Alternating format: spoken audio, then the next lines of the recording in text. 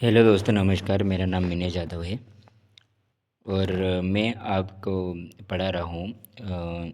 हमारे जो सीरीज चल रहा है वो है एनसीईआरटी लाइन बाय लाइन के नाम से। तो अब हम दूसरा चैप्टर चल रहा है जो कि हमारा कोशिका चक्र और कोशिका विभाजन। इससे पहले हम एक अध्याय कर लिए है जो कोशिका जीवन की इकाई है, वो पूरा हो गया है और इसके भी हम 2 वीडियो डाल चुके हैं ऑलरेडी। तो वो है सूत्रीय विभाजन और इससे पहले भी जो कोशिका चक्र के बारे में कुछ जानकारियाँ थी वो भी बता दिया है। तो आप वो दोनों वीडियो देख लेना, तो आपको ये वीडियो बहुत अच्छे से समझ में आएगा, क्योंकि इसका जो वीडियो है हमने डाल दिया है डिस्क्रिप्शन बॉक्स में। तो आप डिस्क्रिप्शन बॉक्स से देख सकते हो या चैनल के पेज में वीडियो वाले ऑप्शन पे जाके भी देख सकते हो। ठीक है, अब हम आगे बढ़ते हैं। इसमें देख सकते हो आप कि अर्धसूत्रीय विभाजन दिया हुआ है। अब आज हम पढ़ेंगे अर्धसूत्रीय विभाजन। तो क्या दिया हुआ है? अर्धसूत्रीय विभाजन लैंगिक प्रजनन द्वारा संतति के निर्माण में 2 युग्मकों का संयोजन होता है जिनमें अगुणित गुणसूत्रों का एक समूह होता है। युग्मक का निर्माण विशिष्ट द्विगुणित कोशिकाओं से होता है। यह विशिष्ट प्रकार का कोशिका विभाजन है जिसके द्वारा बनने वाली अगुणित संतति कोशिकाओं में गुणसूत्रों की संख्या आधी हो जाती है। इस प्रकार के विभाजन को अर्धसूत्रीय विभाजन कहते हैं। मतलब गुणसूत्रों की संख्या आधी हो जाएगी, देख लो, इसीलिए उसे अर्ध गुणसूत्र, अर्ध मतलब आधा ही होता है, याद रख लेना। फिर आगे देखते हैं, लैंगिक जनन करने वाले जीवधारियों के जीवन चक्र में अर्धसूत्रीय विभाजन द्वारा अगुणित अवस्था उत्पन्न होती है एवं निषेचन द्वारा द्विगुणित अवस्था पुनः स्थापित हो जाती है। पादपों एवं प्राणियों में युग्मक जनन के दौरान अर्धसूत्रीय विभाजन होता है जिसके परिणाम स्वरूप अगुणित युग्मक उत्पन्न होते हैं। अर्धसूत्रीय विभाजन की कुछ की मुख्य विशेषताएं निम्नवत है। अब हम पढ़ेंगे इसकी विशेषताएं, कुछ इसकी जो मुख्य विशेषता है इसकी पढ़ेंगे अर्धसूत्रीय विभाजन की। क्या दी हुई है? पहला दिया हुआ है, अर्धसूत्रीय विभाजन के दौरान केंद्रक व कोशिका विभाजन के 2 अनुक्रमिक चक्र संपन्न होते हैं जिसमें अर्धसूत्री फर्स्ट एंड अर्धसूत्री सेकंड कहते हैं।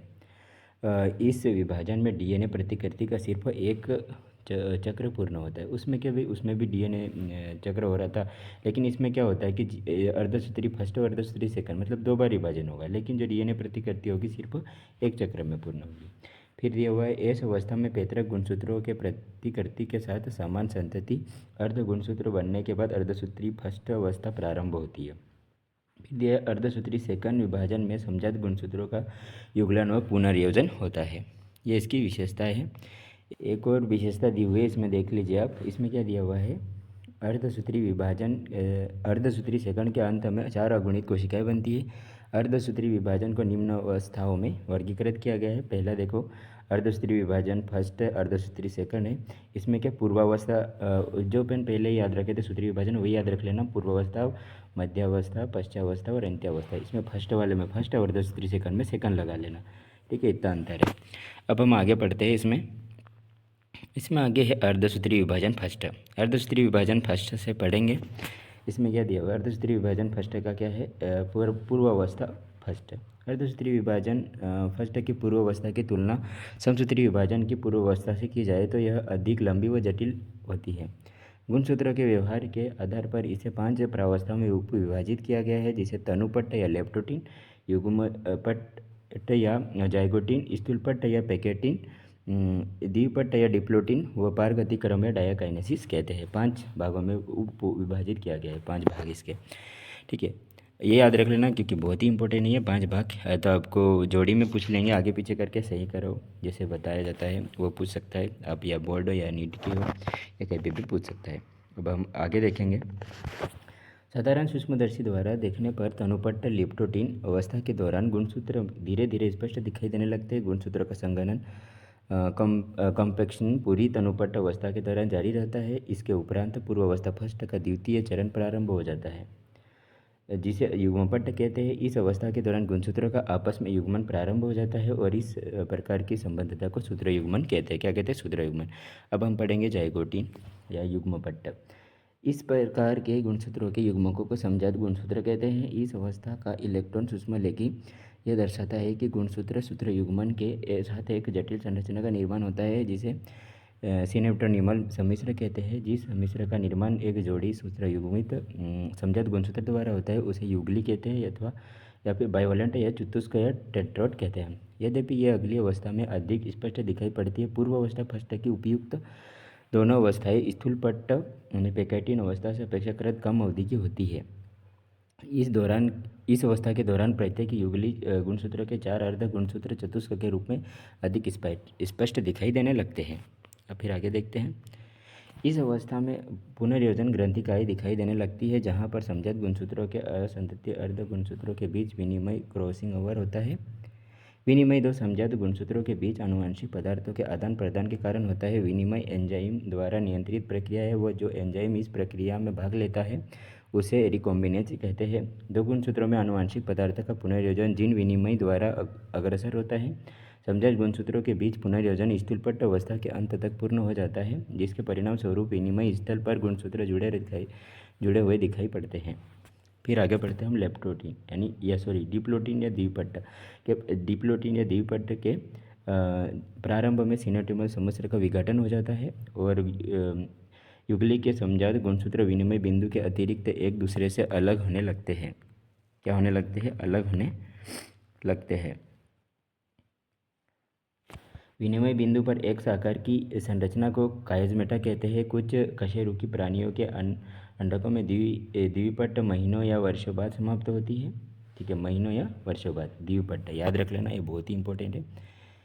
अर्धसूत्री पूर्वावस्था फर्स्ट की अंतिम अवस्था पारगति क्रम या डायकाइनेसिस कहलाती है, जिसमें कायज़मेटा का उपांति भवन हो जाता है। क्या होता है? कायज़मेटा का उपांति भवन, जिसमें कायज़मेटा का अंत होने लगता है। इस अवस्था में गुणसूत्र पूर्णतः संघनित हो जाते हैं। वह तंतु एकत्रित होकर समजात गुणसूत्रों को अलग करने में सहयोग प्रदान करते हैं। पारगति क्रम के अंत तक केंद्रिका अदृश्य हो जाती है और केंद्रक आवरण झिल्ली भी विघटित हो जाती है। पारगति क्रम मध्यावस्था की ओर समापन की ओर पारगमन को निरूपित करता है। मतलब देख लो, इसमें भी ये है पूर्वावस्था फर्स्ट जो है कि सूत्री विभाजन में याद करोगे, उसमें भी केंद्रक झिल्ली जो है आवरण वो क्या है, विघटित हो रही थी। मतलब केंद्र की भी नहीं दिख रहा, केंद्रिका भी नहीं दिख रहा था उसमें, और भी चीज़ें नहीं दिख रही थी। वो अब देख सकते हो, उसे मिला जुला के ऐसे याद रहेगा अगर आप देखते जाओ तो। अब दूसरा दिया हुआ है उसका ही है मध्यावस्था फर्स्ट। क्या? मध्यावस्था फर्स्ट या मेटाफेज सेकेंड। युगली गुणसूत्र मध्य रेखा पटलिका पर व्यवस्थित हो जाते हैं। विपरीत ध्रुवों को के तर्क तंतु की सूक्ष्म नली के समजात गुणसूत्रों के जड़ों के काइनेटोकर से चिपक जाती है। फिर पश्चावस्था फर्स्ट समजात गुणसूत्र पृथक हो जाते हैं, जबकि संतति अर्ध गुणसूत्री गुणसूत्र बिंदु से जुड़े रहते हैं। फिर अंत्यावस्था फर्स्ट। इस अवस्था में केंद्रक आवरण व केंद्रिक पुनः स्पष्ट दिखाई देने लगते हैं। कोशिका द्रव्य विभाजन शुरू हो जाता है और कोशिका की इस अवस्था को कोशिका द्वि कहते हैं। यद्यपि बहुत से मामलों में गुणसूत्रों का कुछ छितराव हो जाता है, जबकि अंतरावस्था केंद्र में पूर्णतया फैली अवस्था में नहीं मिलती है। मिलते हैं दो अर्धसूत्री विभाजन के बीच की अवस्था को अंतरालावस्था या इंटरकाइनेसिस कहते हैं और यह सामान्यतया कम समय के लिए होती है। इसमें डीएनए का द्विगुणन नहीं होता है। उसके बाद पूर्वावस्था सेकंड आती है, जो पूर्वावस्था फर्स्ट से काफ़ी सरल होती है। मतलब जो फर्स्ट है वो जटिल होगी और सेकंड होगी वो सरल होगी। अब देख लो अर्धसूत्री विभाजन सेकंड, जो कि हम अलग अलग चीज़ें देखे थे उसमें ही, इसमें भी होगी पूर्वावस्था, फिर होगी मध्यावस्था, फिर होगी अंत्यावस्था लास्ट में, उससे पहले मतलब है ना। हाँ, तो ये वाली 4 चीज़ें होगी। इसमें भी देखो पूर्वावस्था सेकंड क्या है? अर्धसूत्री विभाजन सेकंड गुणसूत्र के पूर्ण लंबा होने के पहले व कोशिका द्रव्य विभाजन के तत्काल बाद प्रारंभ होता है। अर्धसूत्री विभाजन फर्स्ट के विपरीत अर्धसूत्री विभाजन सेकंड सामान्य सूत्री विभाजन के समान होता है। मतलब जो सूत्री विभाजन हमने पढ़ा था उसके जैसा क्या होता है? पूर्वावस्था सेकंड होता है। पूर्वावस्था सेकंड के अंत तक केंद्रक आवरण अदृश्य हो जाता है, गुणसूत्र पुनः संगठित हो जाता है, जैसे कि पहले भी देखा है। अब इसमें देखो 10.4 चित्र में भी देख सकते हो आप। इसमें देखिए कि क्या हो रहा है, पूर्वावस्था सेकंड, पूर्वावस्था पद्यावस्था, ये वाली चीज़ें हैं। ठीक है, अब आगे देख सकते हो आप। अब आगे पढ़ेंगे हम मध्यावस्था सेकंड। क्या पढ़ेंगे? मध्यावस्था सेकंड पढ़ेंगे। इस अवस्था में गुणसूत्र मध्यांश पर पंक्तिबद्ध हो जाते हैं और विपरीत ध्रुवों की और तंतु की सूक्ष्म नलिकाएं इनके संतति गुणसूत्र अर्ध गुणसूत्र से काइनेटोकर से चिपक जाती है। पश्चावस्था सेकंड में कहते हैं इस अवस्था में गुणसूत्र बिंदु अलग हो जाते हैं और इनसे जुड़ी संतति अर्ध गुणसूत्र काइनेटोकर से जुड़ी हुई सूक्ष्म नलिकाओं के छोटे होने से कोशिकाओं के विपरीत ध्रुवों की ओर चले जाते हैं। अंत्यावस्था क्या दिया हुआ है? अंत्यावस्था सेकंड जो है वो, यह अवस्था अर्धसूत्री विभाजन की अंतिम अवस्था है, जिसमें गुणसूत्रों के दो समूह पुनः केंद्रक आवरण द्वारा घिर जाते हैं। कोशिका द्रव्य विभाजन के उपरांत 4 अगुणित संतति कोशिकाओं का विशेष कोशिका चतुष्टय बन जाता है। वही वाला है जो कि हम सूत्री विभाजन में देखे थे। अब आगे देख सकते हो इसमें क्या दिया हुआ है। अर्धसूत्री विभाजन एक ऐसी प्रक्रिया है जिसके द्वारा लैंगिक जनन करने वाले जीवों की प्रत्येक जाति में विशिष्ट गुणसूत्रों की संख्या पीढ़ी दर पीढ़ी संरक्षित रहती है। यद्यपि विरोधाभासी प्रक्रिया के परिणाम स्वरूप गुणसूत्रों की संख्या आधी हो जाती है, इसके द्वारा जीवधारियों की जनसंख्या में एक पीढ़ी से दूसरी पीढ़ी तक आनुवंशिक विभिन्नताएं बढ़ती जाती है।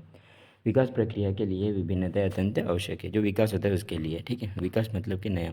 अब सारांश सारांश बाद में आप पढ़ लेना, क्योंकि सारांश मूवी दिया हुआ है जो कि बहुत सारी चीज़ें होगी इसमें, सरल सरल दी हुई होगी। अब इसमें हम कुछ डायग्राम बच गए थे वो देख लेते हैं। सबसे पहला आप देखिए इसमें कि अर्धसूत्री की अवस्था है जो मध्यावस्था फर्स्ट वाली, जैसे कि आप देख सकते हो इसमें पश्चावस्था फर्स्ट में क्या, पूर्वावस्था फर्स्ट में क्या हो रहा है, मध्यावस्था फर्स्ट में क्या हो रहा है, पश्चावस्था फर्स्ट में, अंत्यावस्था फर्स्ट में क्या हो रहा है, वो आप देख सकते हो। अब इसमें देखिए अर्धसूत्री विभाजन की अवस्था है, इसमें सेकंड वाली जो हो रही है वो वाली, ये जो ऊपर वाली जो दी हुई है आपको, ये वाली जो है वो, ये आपको वही वाली दे रखी है, कौन सी वाली, तो मतलब क्या बोलना चाहिए, समसूत्री विभाजन वाली। और ये दी हुई है अभी वाली अर्धसूत्री की सेकंड अवस्था जो कि सेम रहती है, वो वाली, ठीक है। ये आप देख लेना, पढ़ लेना और डायग्राम अच्छे से याद रखना, क्योंकि ये डायग्राम भी पूछते हैं कभी कभी नीट में, अगर आप देख सकते हो तो। और हमने यहीं पे चैप्टर समाप्त होता है आपका, और हमने कर दिया है पूरा अध्याय समाप्त। तो अगर आप यहाँ तक देख रहे हो तो आप सभी का धन्यवाद, और चैनल को सब्सक्राइब और वीडियो को लाइक और अपने दोस्तों के साथ शेयर कीजिए, और ऐसे ही सपोर्ट बनाए रखिए। बहुत जल्दी ही अगला अध्याय कौन सा लाना है वो भी आप अगर कमेंट कर दोगे तो अगला अध्याय वही वाला शुरू करूँगा। तो आप जल्दी से कमेंट करिए, और मतलब हमारे पढ़ाना, मतलब मेरा पढ़ाना कैसा लग रहा है वो भी आप कमेंट में बता सकते हो। अगर आप बताओगे तो मुझे और भी अच्छा लगेगा, और आप लाइक करोगे, सब्सक्राइब करोगे तो उससे मेरे को मोटिवेशन मिलता है, और मैं और भी वीडियो बनाने की कोशिश करता हूँ। आप सभी का धन्यवाद। फिर मिलते हैं अगले चैप्टर में।